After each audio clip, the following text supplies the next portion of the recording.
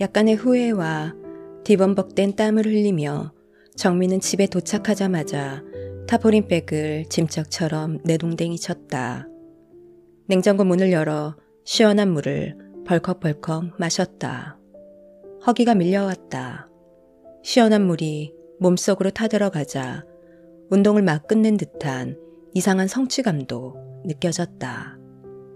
요 근래 몸과 마음이 가장 많이 움직였던 날이었다. 정민은 목을 축인 후 머그컵을 식탁에 올려놓고선 다시 10걸음쯤 걸어가 던져놓았던 타포린백을 열어보았다. 까만 동그라미 속에 갈색의 탱글한 동그라미 눈동자를 가진 하얀 강아지가 혀를 날름거렸다. 갈색의 큰 동그라미 속에 그 속에 작고 까만 동그라미 안에 정민의 무표정한 얼굴이 비쳐 보였다. 귀엽네 눈은. 정민은 가만히 무릎을 쪼그리고 앉아 강아지의 코를 오른쪽 두 번째 손가락으로 톡톡 쳐보았다. 정민의 손가락 방향대로 강아지의 시선이 움직였고 작게 입을 열어 몽 하는 소리를 냈다. 정민의 입술에서 괜히 웃음이 샜다. 이렇게 하얀 털에 이렇게 까만 코라니. 강아지는 정민이 터치하는 속도에 맞춰 앙증맞게 콧구멍을 발름거렸다. 잠시 손가락으로 콧구멍을 간지럽히던 정민은 기분이 나빠졌다. 어쩐지 느껴지는 서늘한 기운, 축 처진 귀와 털이 난 피부, 입술 모양과 짐승의 이빨까지 너무 진짜 같았다. 아니, 이건 진짜였다. 정민을 바라보는 눈빛에 귀여움과 연민, 혼란함, 어쩌면 진짜일지도 몰랐다. 정민은 자기도 모르게 두 손으로 강아지가 든 타포린백을 안아 올리고서는 힘껏 쓰레기통에 던졌다. 타포린백은 쓰레기통을 후려치고 질적한 소리를 낸 후 거실에 나뒹굴어 떨어졌다. 타포린백 안에 들어있던 강아지 옷과 물품들이 거실 여기저기로 흩어졌다. 강아지는 정민의 발 앞에서 힘없이 옆으로 누워 네 다리를 천천히 움직이며 낑낑거렸다. 뭐야 도대체. 정민은 냉장고 문을 열고 맥주를 꺼내 한 모금 마셨다. 캔 속의 맥주를 목구멍으로 벌컥벌컥 쏟으면서도 자꾸 발 아래에서 낑낑거리는 강아지에게 시선이 쏠렸다. 정민은 맥주의 시원한 탄산이 목구멍을 타고 들어가 배꼽까지 닿는 느낌이 들자 선우 생각이 났다. 진짜 주변 사람들이 다 알아차렸나? 내 라디오를 다들 듣는다고? 그럴 리 없을 텐데. 들고 있던 맥주를 식탁에 올려놓고 거실을 찬찬히 둘러보았다. 구겨진 타퍼린백과 버섯 모양집이 그려진 강아지 옷, 곰 발바닥처럼 생긴 강아지 신발, 작은 방울이 달린 목줄, 귀엽고 앙증맞은 뼈다귀들이 아무것도 없던 거실과 잘 어울려져 있었다. 마치 아이의 물품들로 채우기 위해 깔끔하게 비워두었던 신혼집처럼, 아이가 커가는 속도에 맞춰 채워질 빈자리처럼, 아이를 안고 처음 돌아와 그제야 사용될 새 물건들처럼. 정민은 거실에 흐트러진 강아지 물품들이 마치 유아용품 같아서 한참을 물끄러미 바라보았다. 멍멍. 정민은 발에서 움직임이 느껴져 고개를 숙여내려 보았다. 강아지는 뒤집어져 등을 바닥에 붙인 채 4개의 발을 꼼지락거리고 있었고, 그 움직임이 정민의 새끼 발가락 끝에 닿았다 말았다 했다. 살짝씩 깜빡이는 동그란 눈으로 살려달라고 말하는 것 같았다. 정신을 가다문 후 정민은 아까 마시던 맥주를 들고 쓰레기통 옆에 다리를 세워 앉았다. 핸드폰을 열고 고철 버리는 법을 검색했다. 쓰레기 봉투에 담긴 앙상하고도 아련한 강아지의 모습이 상상되었다. 정민은 시원한 맥주를 꼴깍 마신 후 생각에 잠겼다. 맥주를 입에 댈 때마다 정민은 강아지와 눈이 마주쳤다. 그 눈빛이 애잔해. 정민은 눈빛을 가진 동물을 쓰레기 봉투에 묶어버리는 건 사람이 할 짓이 아니라는 생각이 들었다. 꽃을 버리는 법도 성가셨다. 검색하면 할수록 아까 마주쳤던 강아지의 동그란 눈망울이 생각이 났다. 검색창에 고철을 지우고 강아지라고 다시 썼다. 검색란에는 강아지 버리는 법이 자동 완성되었다. 인류애가 사라지는 만큼 잔인한 글들이 검색되었다. 이런 사람이 될 순 없지. 정민은 어느새 차가운 기운이 전혀 없는 밍밍해진 맥주를 입안 가득 한 모금 머금고 다시 강아지를 바라보았다. 쓰레기통에 고꾸라지는 순간에도 고철을 쓰레기통에 버리듯 묵직하고 질퍽한 소리가 났다. 그렇대도 저렇게 진짜 강아지처럼 생겼는데 단순히 철덩어리는 아니다. 정민은 이리저리 버리는 법을 검색하다 포기하고 강아지에게 다가가서 잠시 바라보았다. 강아지의 발바닥이 바닥에 닿도록 세웠더니 꼬리를 살랑살랑 흔들었다. 그 잠시 동안 슬펐는지 강아지의 동그란 눈에 눈물이 촉촉하게 맺힌 듯 했다.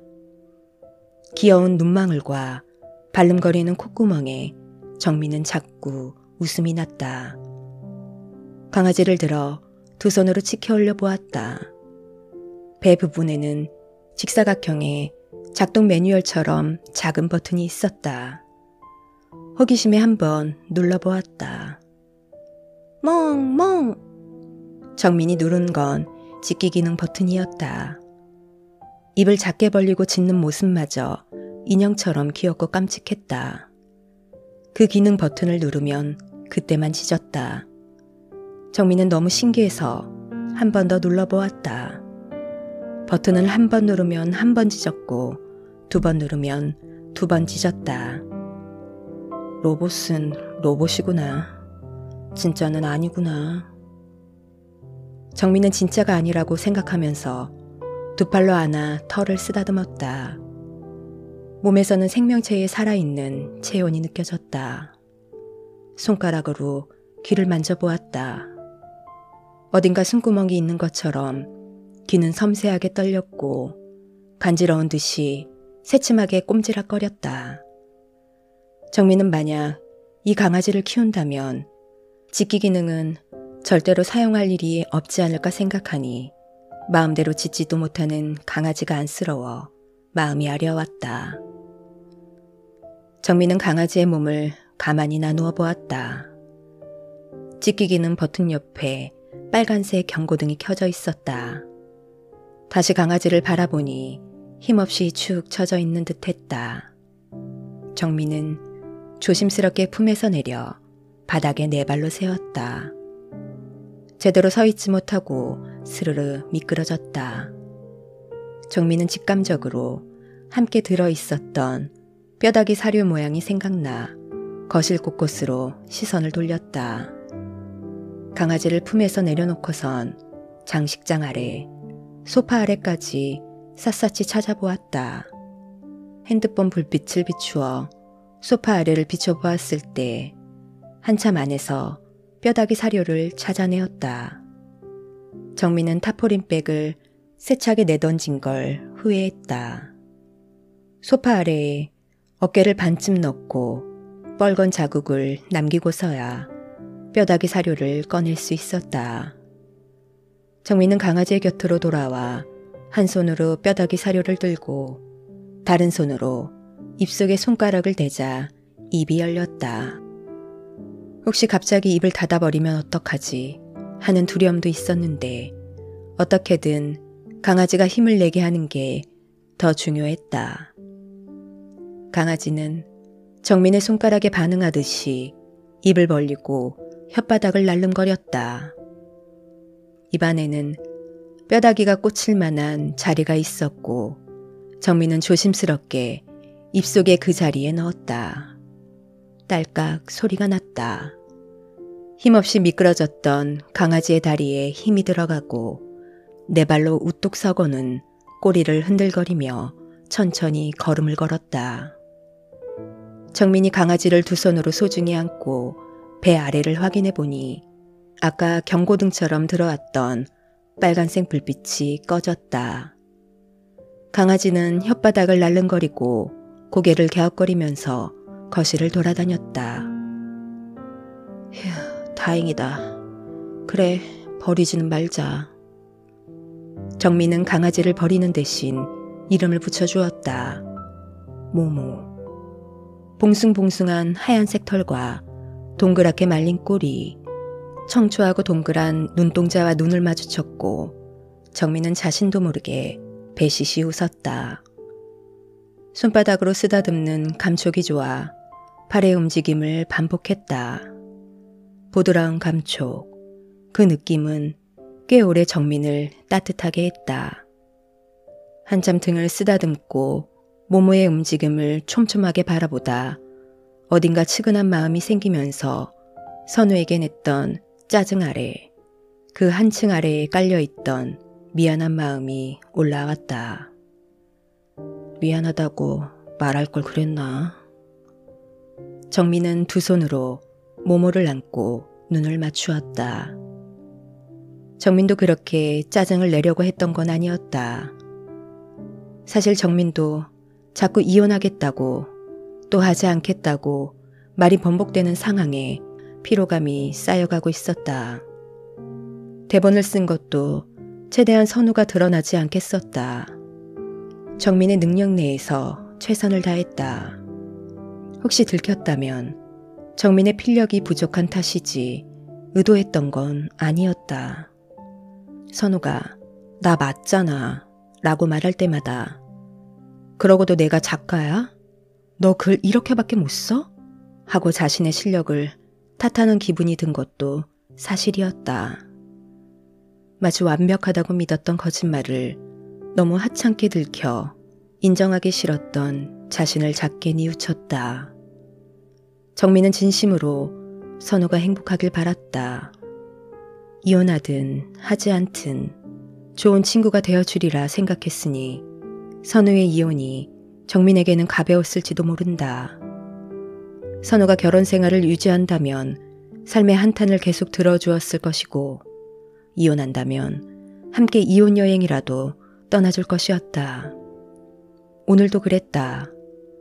오늘 녹음을 3개가 아니라 하나만 했다면, 피곤하지만 않았다면, 이렇게 선우가 막 찾아와서 몰아붙이지만 않았다면, 안고 있던 짐들이 너무 무겁지만 않았다면 정민은 분명 진심으로 사과했을 것이다. 정민은 모모의 눈을 보면서 몰려오는 감정을 정리하고 있었다. 갑자기 마치 모모의 동그란 눈에 빨려 들어갈 듯 정신이 혼미해졌다. 마치 눈동자 헤어리에 빨려 들어가듯 정신이 반쯤 나간 상태에서 울음소리가 들렸다. 정민은 깜짝 놀라 하마터면 모모를 던질 뻔했다. 모모의 동그란 눈빛으로 전해진 건 선우의 울음이었다.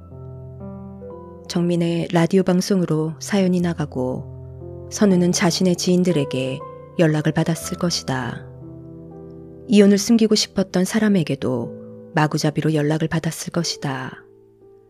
결혼은 둘이서 잘 사는 게 가장 중요하지만 축하해준 사람에 대한 예의가 남아있다. 선우는 부모님에게도 말하지 못했다고 했는데 부모님에게도 그런 방식으로 알려졌을 것이다. 선우의 부모님은 라디오를 만드는 정민을 기특해 하시며 특별히 아꼈다. 고단한 하루에 잔잔히 웃게 해줘서 고맙다며 오후 4시가 기다려진다고 일상의 생기가 되었다고 말씀하셨다. 정민도 소소한 일을 쓰던 때가 있었다. 하지만 소소한 일은 청취율이 잘 나오지 않았고 금방 소재가 떨어졌다. 소소한 일을 대본으로 쓰면 어디서 들어본 것 같다고 굳이 말하지 않아도 되는 글이지 않나 묻는 PD 앞에서 정민은 자신도 모르게 자극적인 소재를 찾게 된 것도 사실이었다. 그제야 선우의 부모님이 꼬박꼬박 정민의 프로그램을 들으셨다는 게 기억났다. 동네 사람들과 함께 라디오를 들으며 우리 딸의 친구가 만든 프로그램이라고 자랑했다고 했었다. 선우의 엄마가 트로트를 몇 번 선곡해서 들려준 적도 있었다. 정민이 책을 낼 때마다 가장 먼저 구입해준 독자도 선우였다. 정민은 처음에는 그런 선우가 고마웠지만 책 한 권을 샀다는 선우의 연락보다 대량 구매해준다는 기업의 연락이 더 기뻤다. 세 번째 책부터 선우가 책을 사주었다고 하면 묘한 죄책감도 들었다. 그 한 권은 전체 판매량의 한 권일 뿐이라는 생각에 수많은 독자들 중 한 명이라고 생각했던 것도 사실이다. 정민은 알 수 없는 괴로움이 몰려왔고 모모의 동그란 눈을 보니 마음이 편안히 희석되는 듯 했다. 안녕 모모. 너의 이름은 모모야.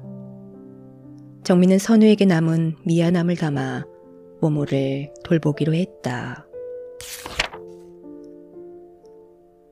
아침에 눈을 뜨니 하늘이 누워있던 자리에는 하늘의 덩치 모양 이불이 뉘어 있었다. 하늘은 이미 출근한 모양이다. 이불 속에서 하얀 솜털 뭉치가 움츠러들었다가 펼쳐졌다. 마치 생명체가 살아 숨쉬듯 볼록하게 부풀었다가 바람이 빠졌다가를 반복했다. 정민은 이불을 살짝 들추었다. 그 자리에는 모모가 동그랗게 몸을 말아 숨쉬고 있었다. 정민은 털실 같은 털이 보드랗게 펴져 있는 배를 한참 쳐다보았다. 자세히 보니 눈에 누런 눈곱이 끼어 있었다. 으이그. 정민은 두 번째 손가락으로 조심스럽게 모모의 동그란 눈에서 눈곱을 떼어내었다. 혹시 자신의 손톱이 모모의 눈가에 상처내지 않도록 조심 또 조심해서. 눈곱을 떼어내고 다시 모모를 바라보았다. 밤새 발톱이 자라 있었다. 깎아줘야 하나? 정민은 서랍장에서 손톱깎이를 꺼내고 모모의 발을 손에 올렸다. 또각또각 조심스럽게 모모의 발톱을 깎아 나갔다. 모모는 얌전하게 정민의 손에 발을 올리고 천천히 고개를 좌우로 갸웃거렸다. 넌 무슨 로봇이 발톱도 잘하니? 다정한 목소리로 정민은 모모에게 말을 걸었다. 모모는 그 말을 알아듣는지 정민과 눈을 맞추고 아무것도 모른다는 듯 천천히 고개를 살짝 돌렸다. 발톱 깎는 소리가 방 안에 울렸다. 침대에서 손발톱을 깎는 건 하늘에게는 절대 허용되지 않는 일이었다. 하늘이 손톱깎이를 들고 침대에 누우면 정민은 기어코 하늘의 등을 밀어 침대 아래로 내보냈다. 하늘은 신문지를 바닥에 깔고 손톱을 한번 잘라내고 튀어나간 손톱은 다시 신문지 위에 챙겨 올리며 손톱을 깎아야 했다. 하늘은 손, 발톱과 머리카락은 스스로 자라는 생명의 증거인데 고귀한 생명의 증거를 소중히 다루지 않는다며 불평하면서도 정민이 싫어하는 일은 하지 않는 사람이었다. 정민은 모모와 가지런히 침대에 마주 누워서 모모의 발톱을 모두 잘라주었다. 정민은 모모 앞에서 다소곳이 엎드렸다. 가까이 얼굴을 대고 무엇을 해줄 수 있을지를 생각했다. 그 시간은 참 아늑하게 흘렀다. 그때 모모가 태어났다면 지금의 모모처럼 내 곁에서 잠을 자고 손발톱이 자라고 있었을까. 정민은 자신도 모르게 스르륵 눈물이 흘렀다. 그리곤 눈물 나는 자신에게 흠칫 놀라며 흐르는 눈물을 닦아냈다. 정민은 모모의 발톱을 티슈에 싸서 말아들고 침대를 나와 얼굴에 남아있는 물기를 쓸었다. 방문 앞에 혼자 잠시 서 있는 동안 조금 연하고 더 투명해진 눈물이 또다시 흘러내렸다. 오랜만에 날 좋은 오전의 시간이 났다. 커피를 한 잔 마시고 밥을 먹고 설거지를 한 후에 바닥을 청소기로 밀고 나서 정민은 밀린 이불 빨래를 하기로 했다. 집안을 정리하고 부엌 테이블에 앉았다. 핸드폰을 열고 검색창에 강아지 목욕시키기, 애완견 옷, 사료를 검색했다. 한참을 내려보다가 문득 이러고 있는 자기 자신이 어색해 테이블에 핸드폰을 뒤집어 던지듯 올렸다. 방송작가가 되기 전 정민은 소설을 쓰는 작가였다. 꾸준히 소설을 썼고 예술적인 면모를 인정받으면서 사람들에게 알려졌다. 정민은 소설을 쓸 때 사전 인터뷰를 위해 녹음기를 지니고 다녔다. 핸드폰보다 음질이 좋았고 편리했다. 언제 어디서든 기록을 남기고 싶은 이야기라면 인터뷰가 필요하다고 생각되면 동의를 구하고 녹음 버튼을 눌렀다. 낯선 사람을 만나고 인터뷰를 녹음하는 일은 정민의 삶에 가장 거침없는 행동이었다. 녹음기에서 변형되는 목소리가 기계적이지만 순간을 고스란히 담고 있는 높낮이가 그렇지만 그 사람임을 알아챌 수 있는 힌트라는 게 매력적이었다. 세상에 같은 말투와 같은 목소리는 없고 말투와 목소리를 속이는 게 얼마나 힘들고 고된 일인지를 실감하는 희열. 정민은 녹음된 목소리를 듣고 있노라면 같은 날을 다시 사는 기분이었고 들었던 이야기를 다시 듣고 또 다시 들으며 다른 생각을 하는 건 소설의 영감이 되어 주었다. 같은 이야기를 반복해서 들을수록 새로운 이야기를 만들 수 있었고 생각의 농도는 깊어졌으니까. 꾸준히 소설을 쓰던 정민의 네 번째 소설이 베스트셀러가 되었다. 그런데 딱 하루였다. 1위였던 판매량은 다음 날 20위를, 그 다음 날은 50위를 벗어나더니 흔적도 보이지 않았다. 베스트셀러를 축하한다며 촬영한 인터뷰 영상이 머쓱해졌다. 2주일 후 잡혀있던 인터뷰와 스케줄은 이런저런 핑계를 대며 취소 통보를 받았다. 언론은 소설의 예술성과 내용은 언급 없이 가장 빨리 베스트셀러에서 내리막을 타는 책이라고 떠들었다. 어떻게 이렇게 빠르게 사람들의 관심에서 멀어질 수 있는지 출판계에서도 기이한 현상이라고 떠들었지만 그 누구도 그럴듯한 이유를 찾지 못했다. 궁금해하지도 않았다. 그저 작가의 추락에만 관심이 있었다. 대중들도 소설의 내용보다 빨리 망한 작가, 빨리 망한 소설로 기억하고 비웃었다. 소설의 등장인물을, 내용을, 결말을 아는 사람은 찾아볼 수가 없었다. 정민의 소설은 바닥에 닿은지도 모른 채 사람들에게서 잊혀졌다. 정민은 집에 틀어박혀 녹음기를 틀어 사람들의 인터뷰 내용을 다시 듣고 또 다시 들으며 그 시간을 버텼다.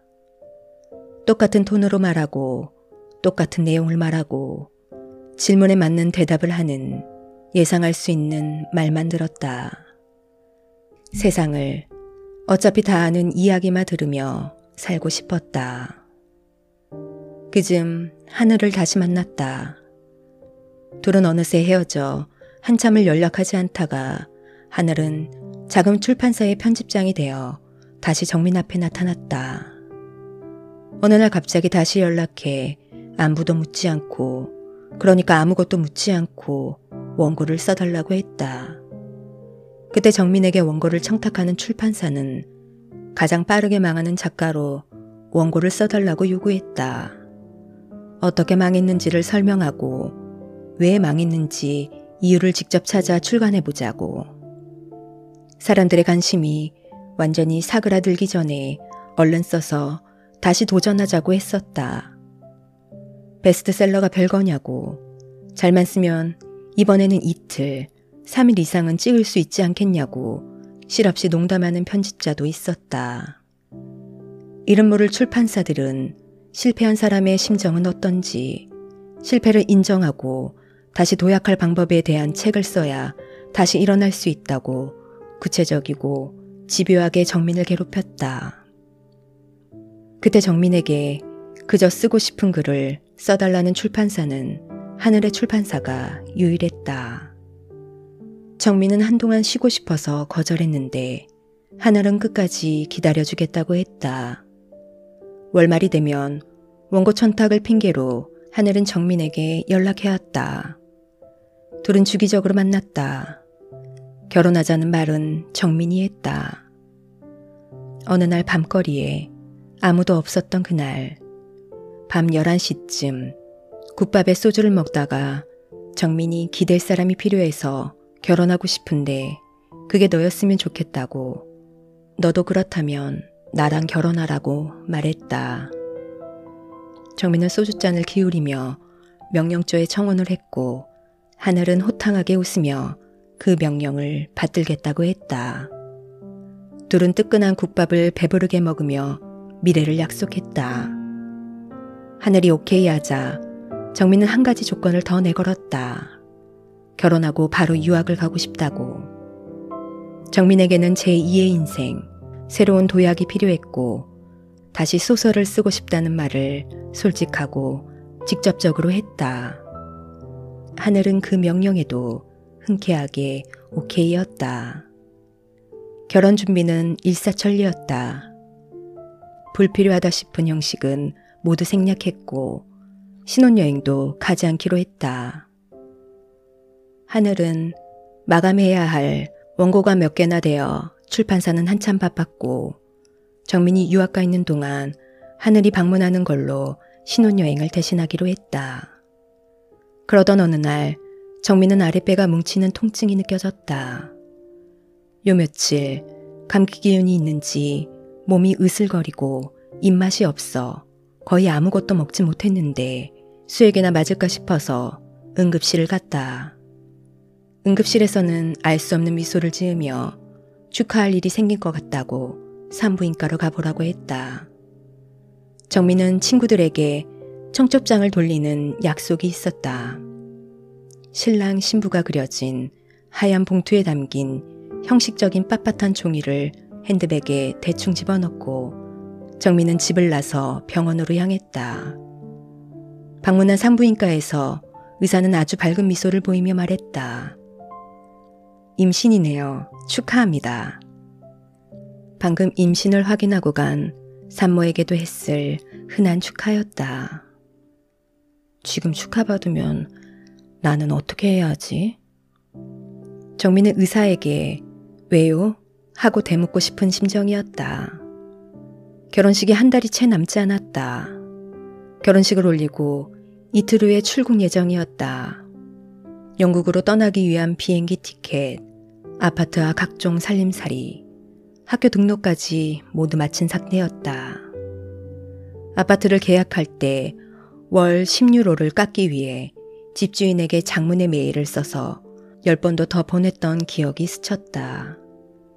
친구들을 만나려 한껏 꾸미고 나왔다. 정민은 9cm 하이힐과 자신의 허리에 딱 맞는 벨트를 멀뚱하게 바라보았다. 아침에 마셨던 커피, 어제 마셨던 맥주는 마치 독처럼 머릿속에 퍼졌다. 진료실에서 일어나 걸어 나오는데 간호사가 부축하듯 정민의 팔짱을 끼며 따라 나왔다. 간호사는 이제 엄마가 될 몸이니까 조심하고 또 조심해야 한다며 다정하게 다그쳤다. 마지막으로 축하한다는 인사도 잊지 않았다. 정민은 일단 복도의 의자에 걸터 앉았다. 그리고 하늘에게 전화했다. 정민은 무슨 말을 어떻게 시작해야 하는지 몰랐고 조심해야 한다는 말의 뜻을 정확하게 몰랐다. 하늘은 임신이라는 단어도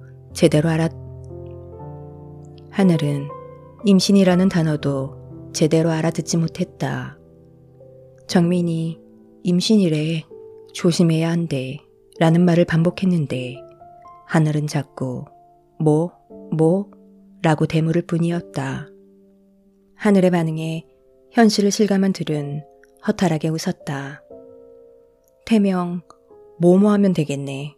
집에 가서 이야기하자. 맛있는 거 사갈게. 정민아, 고마워.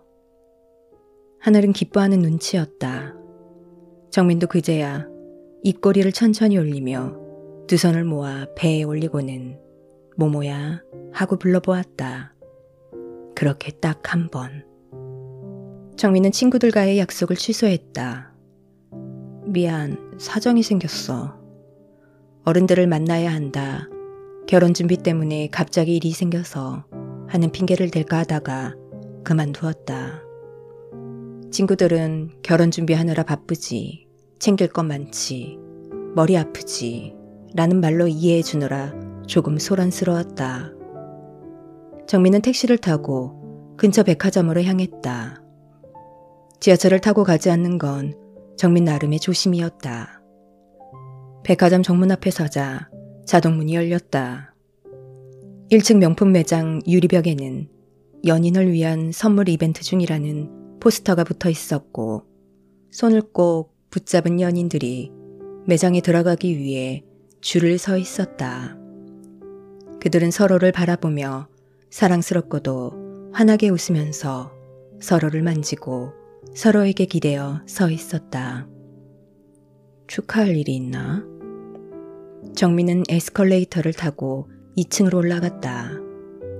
쉴 곳이 마련된 카페를 지나 걸었다. 작은 테이블에 커피를 두고 마주 앉은 두 사람이 아주 크게 웃고 있었다. 축하할 일이 있나? 정민은 몸을 돌려 엘리베이터로 향했다. 네모난 공간에서 혼자가 되자 비로소 편안함을 느낄 수 있었다.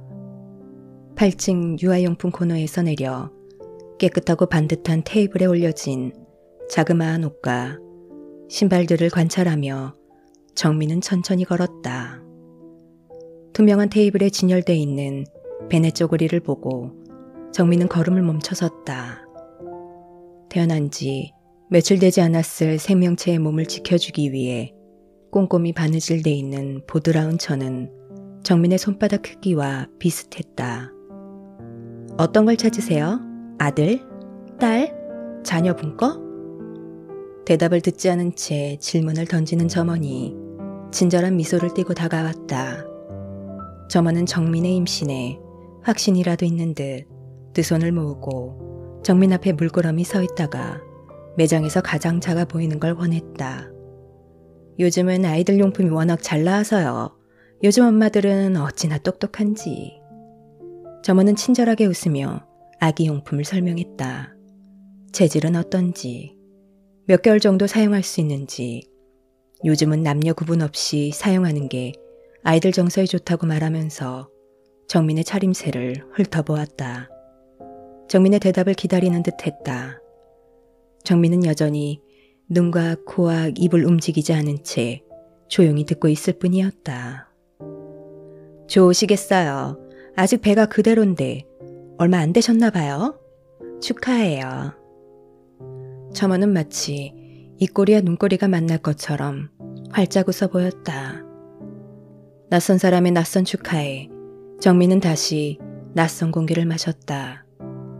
정민은 한숨을 크게 내쉬고는 행복함이 아닌 다른 감정이 터져나올까봐 입을 틀어막았다. 처음 보았던 손바닥만한 베네 쪼그리를 사서 백화점을 나왔다.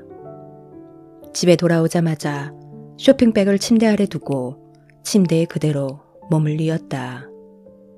가지런히 누워 정민은 자신으로 인해 엄마가 된 엄마를 떠올렸다.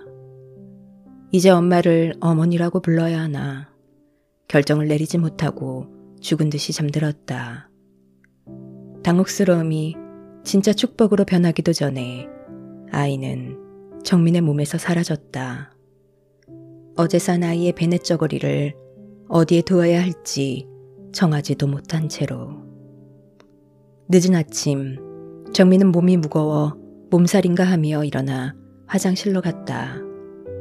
세면대에 기대어 퍼석한 피부를 확인하고 있는데 두 다리 사이에서 시뻘건 피가 흘렀다. 잠옷바지에 그려진 토끼 얼굴이 피투성이가 되었다.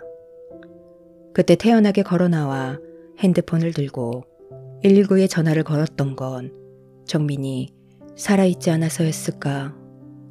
늦어졌던 생리가 지금 하나 하는 생각을 잠시 한으로 구체적인 기억은 없다.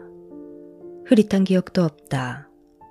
마치 현실이 아니라는 듯 너의 몸 안에서 기억에서까지 완전히 사라져 주겠다는 듯이. 유산이었다.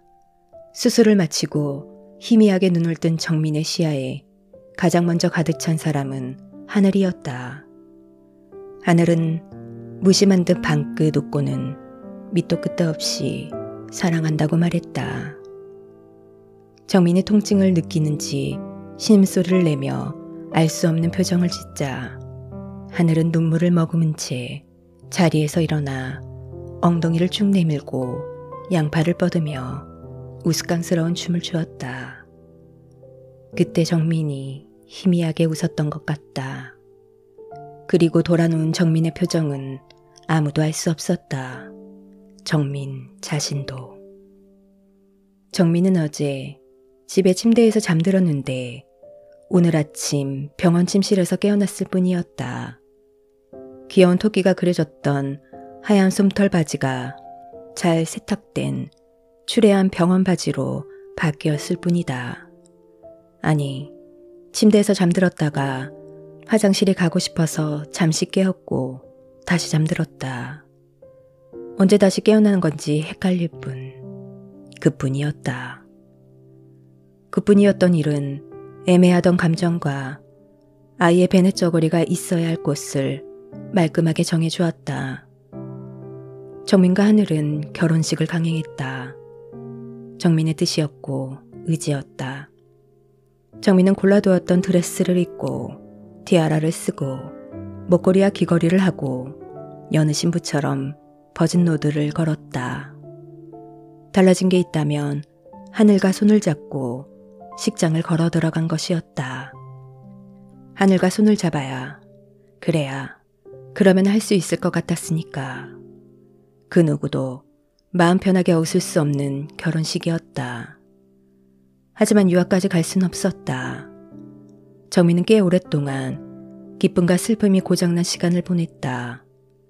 아무 실감 없이 몸속 생명을 통보받고 하루 만에 죽었다고 통보도 받았다.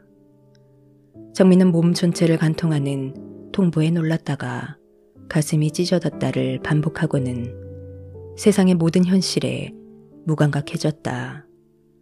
아무것도 하고 싶지 않은 시간이 꽤 오래 흘렀다. 병원에서 들려준 아이의 심장 소리가 내 것인지 아이의 것인지 알 수 없었다. 정민은 살면서 몸속 아이의 심장 소리를 제대로 들어본 적도 없다고 믿었다. 그래야 잃은 게 아니라 애초에 없었다고 자신을 설득할 수 있었으니까. 정민의 인생에 가장 확실한 변화는 소설을 쓸 수 없다는 것이었다. 그날 이후로 만나는 사람마다 정민의 낯빛을 살폈다. 괜찮니? 얼마나 상심이 크니? 힘들지? 같은 말들이 뭉툭한 가시가 되어 정민을 찔렀다. 정민의 유산 소식을 들은 사람들은 위로를 했고 그 옆에서 너 임신했었니? 라고 묻는 사람도 있었다. 하늘은 너무 기뻐 딱 한 명에게만 임신 소식을 자랑했다는데 그 딱 한 명이 참 많이도 돌고 돌아다닌 모양이었다. 어설픈 걱정이 불편에 화를 내면 사람들은 정민이 지금 너무 예민해서 한참 그럴 때라고 이해해주겠다고 말했다. 아이를 잃은 슬픔이 얼마나 클까 여기며 어떤 짜증과 화도 받아들여줄 사람처럼 굴었다. 6개월, 8개월에 아기용품까지 다 준비해놓고 그렇게 되는 사람도 봤으니 그것보단 낫지 않냐고 말하는 사람도 있었다. 아이를 잃은 슬픔이 얼마나 클까 힘들지 슬프지 이해하며 어떤 짜증과 화도 받아들여줄 사람처럼 마음껏 슬퍼하고 마음껏 놀란다. 아이는 또 가지면 된다고. 총알 없이 총을 겨누는 건 정말 범죄가 아닐까? 죽일 의도가 없었던 사람은 정말 용서받아도 될까? 이런 궁금증에 정민은 세상과 천천히 두텁게 멀어져 갔다. 정민은 결혼식 후 한 달을 아무것도 하지 않았다. 울었다가 웃었다가 반복 말고는 딱히 그 시간이 기억나지 않았다. 아무것도 실감나지 않았다. 오히려 며칠 전 독감을 심하게 앓고 병원에 입원했던 조카가 더 안쓰러웠다.